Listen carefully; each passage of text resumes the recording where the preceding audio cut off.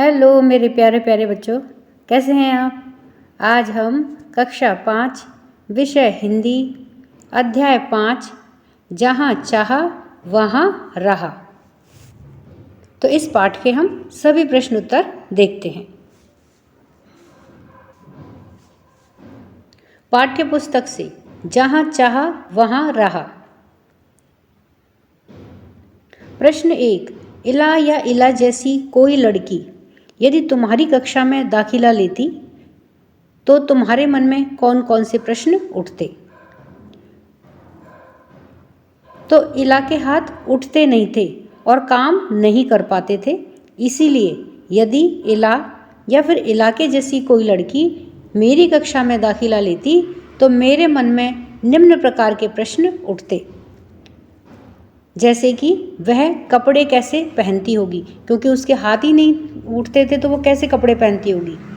वह खाती कैसे होगी। तीसरा है कि वह अपना गृह कार्य कैसे करती होगी।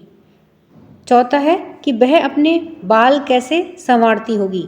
और पांचवा है कि कहीं खुजली होने पर वह कैसे खुजलाती होगी। तो इन सभी कामों में क्या है, हाथ की आवश्यकता होती है। अब चूंकि उसके हाथ नहीं उठते थे तो इसलिए वह यह सभी कार्य किस प्रकार से करती होगी। तो इन सब बातों को लेकर के मेरे मन में प्रश्न उठते उस लड़की को देख करके, जो इलाके जैसी लड़की अगर मेरी कक्षा में प्रवेश लेगी तो ये सारे प्रश्न मेरे मन में उठेंगे। प्रश्न 2, इस लेख को पढ़ने के बाद क्या तुम्हारी सोच में कुछ बदलाव आए। तो पहले तो मुझे लगता था कि अपंग व्यक्ति शारीरिक रूप से ही नहीं वरन मानसिक रूप से भी कमज़ोर होते हैं, अर्थात शरीर तो उनका अक्षम होता ही है और मुझे क्या लगता था कि वे मन से भी कमज़ोर होते हैं। उन्हें सहारे और सहानुभूति की ज़रूरत होती है। वे बिना हाथों के कोई काम नहीं कर सकते। स्कूल में दाखिला लेकर के यानी कि प्रवेश लेकर के लिखने पढ़ने की बात तो बहुत दूर है, लेकिन इस लेख को पढ़ने के बाद अब मेरी सोच बदल गई है। अब मुझे लगता है कि वे हमसे थोड़ा भी कम नहीं है। अब मैं उन्हें आत्मविश्वास और साहस से भरा हुआ पाती हूँ। कभी कभी तो कार्यकुशलता में वे हमसे इतने आगे जाते हैं कि वे हमसे ही नहीं, हम उनसे प्रेरणा लेने लग जाते हैं। तो इस प्रकार से मेरी सोच इस लेख को पढ़ने के बाद काफ़ी बदल गई है। मैं भी कुछ कर सकती हूँ। प्रश्न 1, यदि इला तुम्हारे विद्यालय में आए तो उसे किन किन कामों में परेशानी आएगी।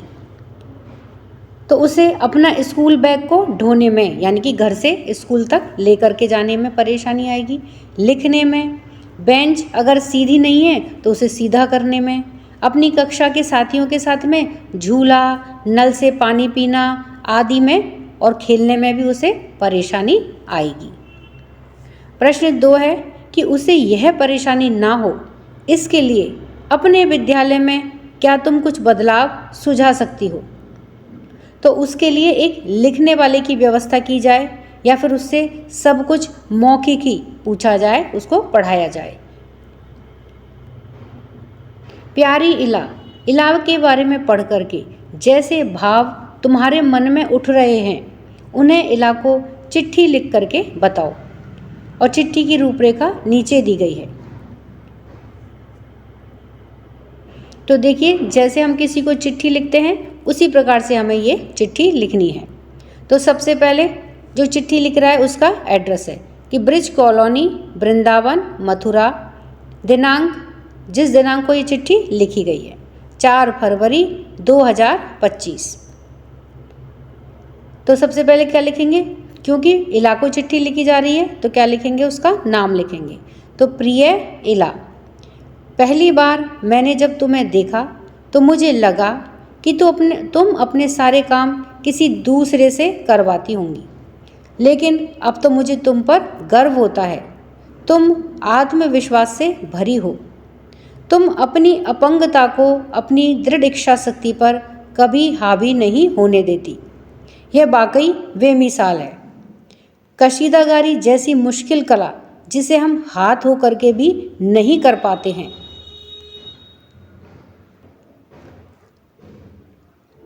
हाथ नहीं होने के बावजूद तुमने उसमें निपुणता हासिल कर ली है।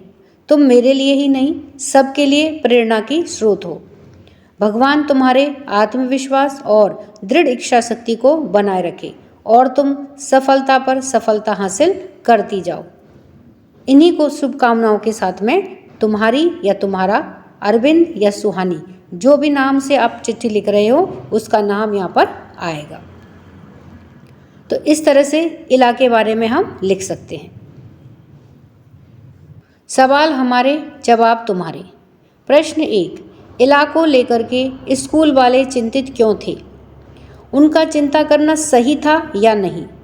अपने उत्तर का कारण लिखो। तो स्कूल वाले उसकी सुरक्षा और उसके काम करने की गति को लेकर के, अर्थात उसकी अपंगता को लेकर के चिंतित थे। उनका चिंता करना कुछ हद तक सही था, कुछ हद तक नहीं। जहाँ तक उसकी सुरक्षा संबंधी चिंता थी वह तो सही था, लेकिन उसकी अपंगता को लेकर के चिंतित होना सही नहीं था, क्योंकि इला कोई भी काम को इतनी फुर्ती से करती थी कि देखने वाले दंग रह जाते थे। उसमें उसकी अपंगता कहीं भी आड़े नहीं आती थी, तो इसलिए उसकी अपंगता के विषय में चिंता करना सही नहीं था। प्रश्न 2, इला की कशीदाकारी में खास बात क्या थी? तो इला की कशीदाकारी में काठियावाड़ के साथ साथ लखनऊ और बंगाल की भी झलक थी। उसने काठियावाड़ी टाँकों के साथ साथ और कई टाँके भी इस्तेमाल किए थे। पत्तियों को चिकनकारी से सजाया था, डंडियों को कांथा से उभारा था। तो ये सभी क्या है, देखिए, जो कशीदाकारी करते हैं तो उसमें ये डिज़ाइन होती हैं, जैसे चिकनकारी, काठियावाड़ी टाँके और कांथा वर्क। तो ये सभी कशीदाकारी के प्रकार होते हैं। पशु पक्षियों की ज्यामिति आकृतियों को कसूती और जंजीर से उठा रखा था। प्रश्न 3, सही के आगे सही का निशान लगाओ। इला 10वीं की परीक्षा पास नहीं कर सकी क्योंकि, तो यहाँ पर कुछ विकल्प दिए गए हैं। उन विकल्पों में से बच्चों जो बिल्कुल सही विकल्प है वह हमें भरना है। उसका उत्तर वह उत्तर होगा जो सही विकल्प है। तो पहला है विकल्प कि परीक्षा के लिए उसने अच्छी तरह से तैयारी नहीं की थी, वह परीक्षा पास करना नहीं चाहती थी, या फिर लिखने की गति धीमी होने के कारण वह प्रश्न पत्र पूरे नहीं कर पाती थी, या फिर उसको पढ़ाई करना कभी अच्छा नहीं लगता था। तो इसका क्या उत्तर है? वह 10वीं की परीक्षा पास क्यों नहीं कर सकी? क्योंकि इसका सही विकल्प है कि लिखने की गति धीमी होने के कारण वह प्रश्न पत्र पूरे नहीं कर पाती थी, इसलिए इला 10वीं की परीक्षा पास नहीं कर सकी। प्रश्न 4, क्या इला अपने पैर के अंगूठे से कुछ भी करना सीख पाती अगर उसके आसपास के लोग उसके लिए सभी काम स्वयं कर देते और उसको कुछ करने का मौका नहीं देते? तो यदि इला के आसपास के लोग उसके लिए सभी काम स्वयं ही कर देते और उसको कुछ भी करने का मौका नहीं देते, तो वह अपने पैर के अंगूठे से कुछ भी करना सीख नहीं पाती। कसीदाकारी। प्रश्न 1 का क है कि इस पाठ में सिलाई कढ़ाई से संबंधित कई शब्द आए हैं, उनकी सूची बनाओ। अब देखो कि इस पाठ को पढ़ करके तुमने कितने नए शब्द सीखे। तो सिलाई और कढ़ाई से संबंधित शब्द हैं टाँका, कांथा, चिकनकारी, जंजीर, बूटियाँ, कसीदाकारी, बेल बूटे, भरवां टाँके। ये सभी क्या हैं? सिलाई कढ़ाई से संबंधित शब्द हैं। प्रश्न 1 का ख है, नीचे दी गई सूची में से किन्हीं 2 से संबंधित शब्द, संज्ञा और क्रिया दोनों ही इकट्ठा करो। फुटबॉल, बुनाई में ऊन, बागवानी और पतंगबाजी। अब इसमें हमें 2 से संबंधित शब्द में संज्ञा और क्रिया उनको बताना है। तो पहला है बुनाई, ऊन से संबंधित शब्द है और इसमें संज्ञा और क्रिया है। स्वेटर तो हो गई संज्ञा और स्वेटर बुनना क्या हो गई? क्रिया हो गई। बागवानी से संबंधित शब्द है, उसमें संज्ञा और क्रिया देखते हैं कि पौधे, खुरपी, ये तो क्या हुई, संज्ञा हो गई। और क्यारी बनाना, पानी छिड़कना, यह क्या हुआ, क्रिया हो गई। पतंगबाजी से संबंधित शब्द में संज्ञा और क्रिया देखते हैं। तो देखिए पतंग, डोर, माझा, चरखी, ये सब तो क्या हो गई, संज्ञा हो गई। और क्रिया में क्या आएगा, पतंग उड़ाना और चरखी पकड़ना, ये क्या हो गई, क्रिया हो गई।